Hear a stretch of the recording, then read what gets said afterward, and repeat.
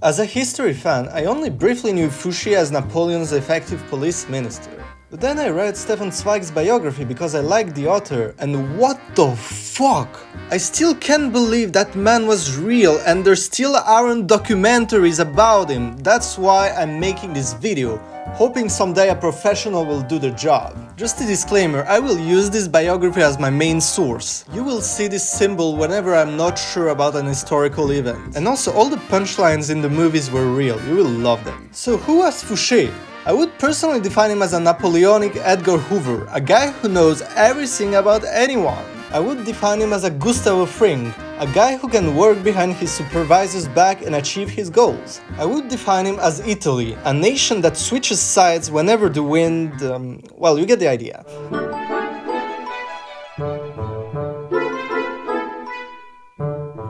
He got the admiration of Balzac, and Chateaubriand left this fabulous comment.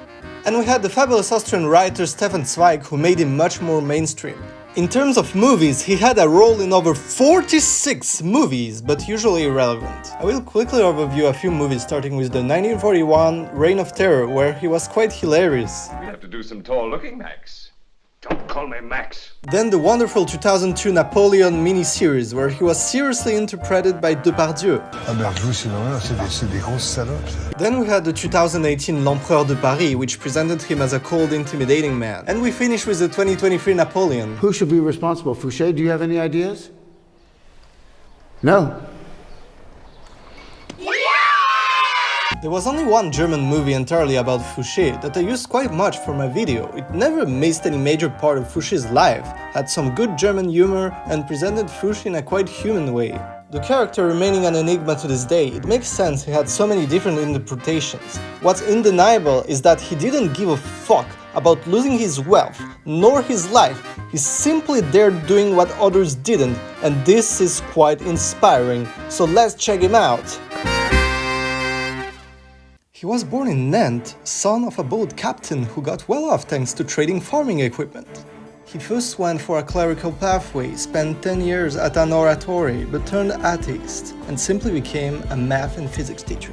He traveled a lot for his job and discovered characters such as Carnot and Marat. He eventually ended up meeting Maximilien de Robespierre in Arras, where he was also rizzling his sister, even proposing her. He got a good relationship with that future Prince of Terror and even lent him little money. Oh, and he also became a franc-maçon, but that's just a fun fact. Fouché got tired from his job and sensed a political opportunity, so he moved back to Nantes, where within weeks he became president of a moderate right-wing club, Amis de la Constitution. He marries an ugly bourgeois chick just to elevate his status, and now he's 32 years old. He has all he needs to make history.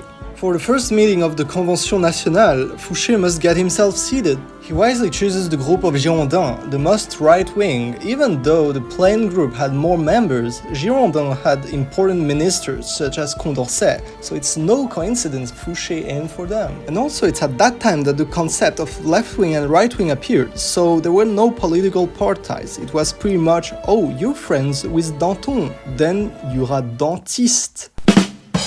Fouché stays low and quiet as many get persecuted at that time, such as Lafayette. I mean, the guy led the American Revolution, officialized the Marseillaise and the French flag. No, this one. And he was the most Republican guy, but just because of his nobility, he was hated. Okay, so let's get back to Fouché. Something happened on this date, and it was voting for the king's death.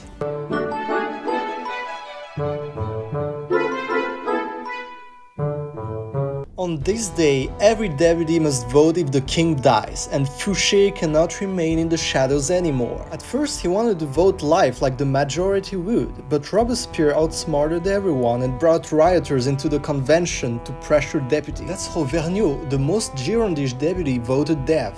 That was a shock to everyone and a huge turn in favor of the extremist left. Fouché successfully predicted the final outcome, and that's how he betrayed his comrades and joined the Montagnards.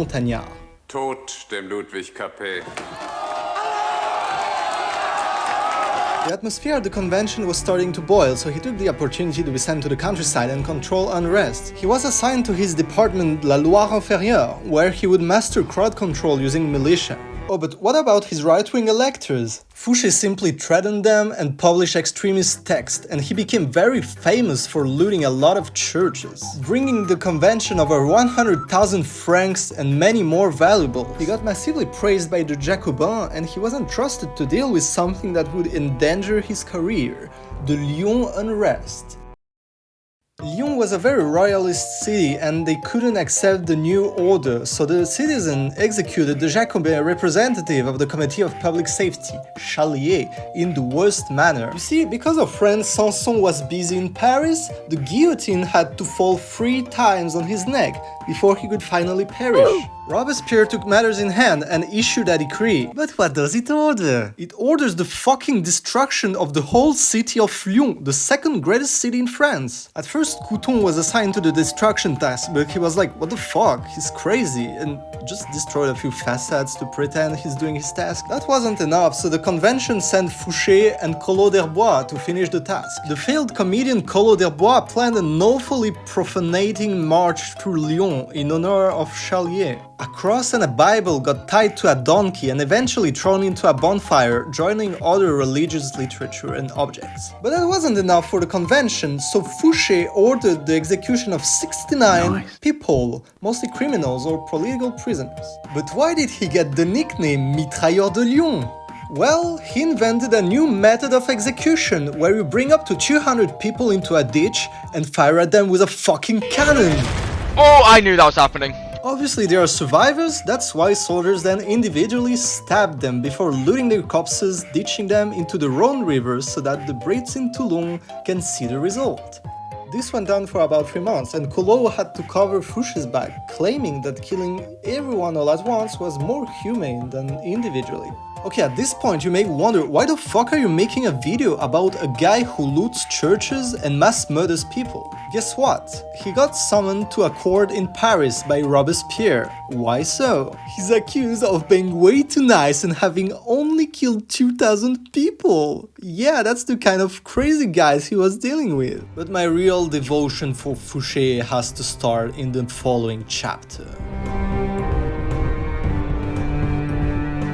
Upon arriving to Paris, Fouché learns about his friend Chaumet being imprisoned and Danton being executed. So rather than going to the committee for a certain death, he headed to the convention where, oh boy, he was shocked. It was half empty, there was nobody left. He faced off Robespierre and explained his actions in Lyon, and Robespierre had the upper hand because he could simply blame him of having been either too gentle or too mean. That evening, Fouché went to Robespierre and begged him for mercy, but Robespierre was nicknamed the Incorruptible. So, of course, he completely declined any cooperation. This was the start of a deadly face-off.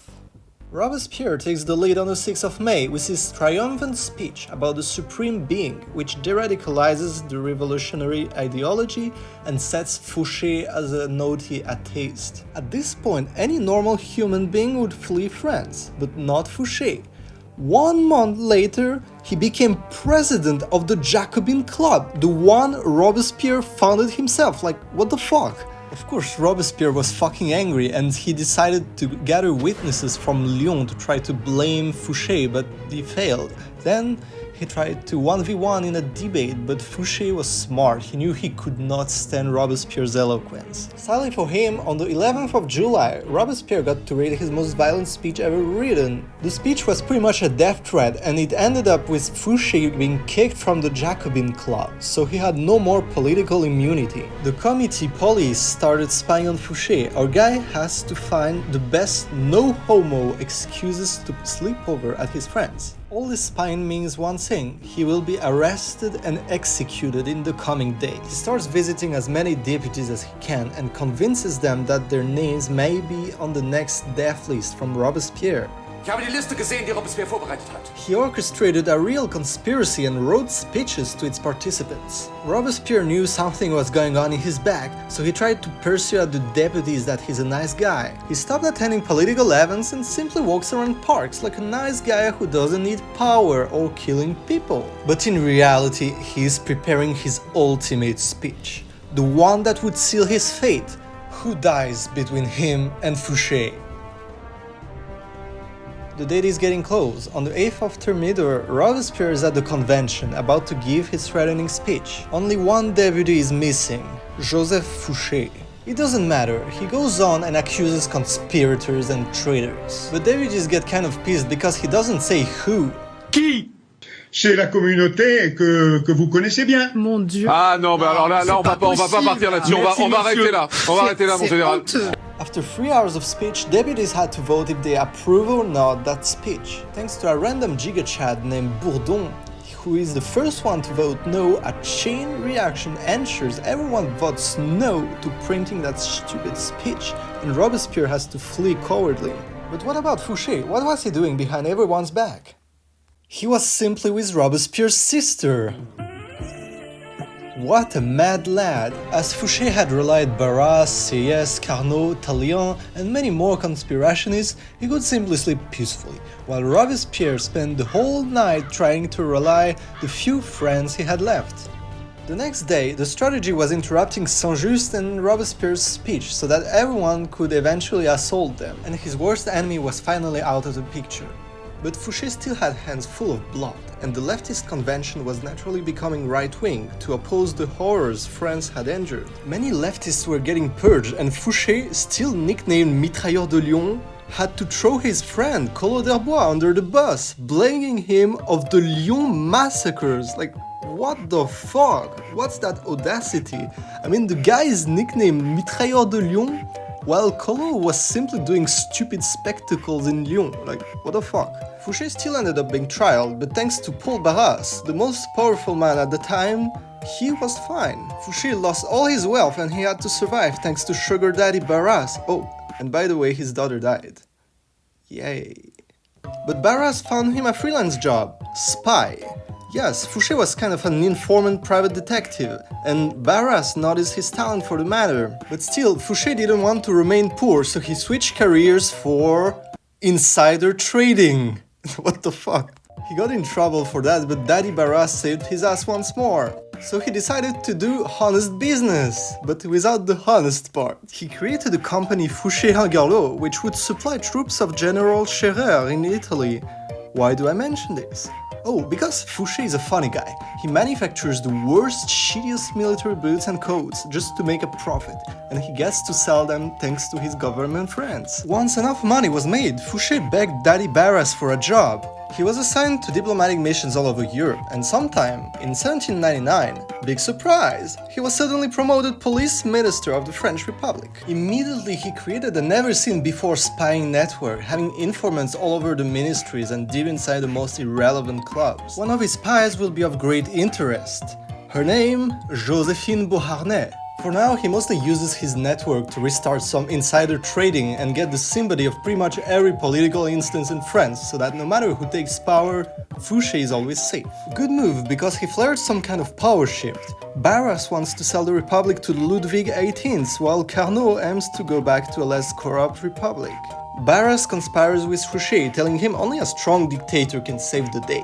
Hopefully, Fouché was the first one to know this name, thanks to Joséphine Beauharnais. His name, Napoleon Bonaparte.